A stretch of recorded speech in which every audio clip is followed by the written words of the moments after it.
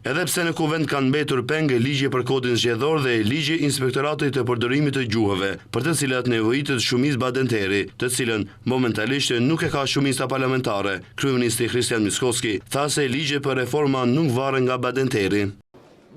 Nuk varen ligjet reformuese nga badenteri. Jo, nuk varen nga badenteri. Mund që disa të jenë me 80 deputet me shumicë prej 2/3.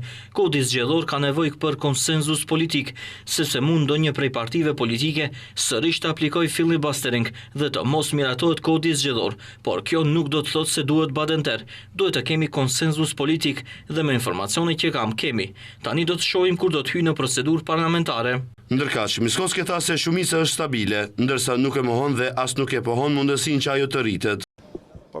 Absolutisht gjithçka është e mundur dhe gjithçka nuk është e mundur. Kështu që t'ja lëm Maksimës së njohur se politika është çështje e mundësisë. Një ndër emrat më të përfolur për t'u bashkuar shumicës është kryetari i Partisë Demokratike Shqiptare Mendu Thaçi, emër të cilin disa ditë më parë nuk e mohoi edhe zëvendës kryeministri Izet Mexhiti. Gjatë javës së ardhshme, Fronti Evropian do të shpallë më shumë detaje rreth e kandidaturave për zgjedhje lokale. Këtë e bëri të ditur deputetja Arbana Pasholli, e cila deklaroi se po analizon rezultatet e anketave. Pasholli tha se gjithashtu se në këtë garë, Fronti do të jetë kompakt. Gjatë konferencës për media, për krah Pashollit ishte Bejxhan Ilyas, deputeti turk, që përflitet për negociatat të mundshme me pushtetin.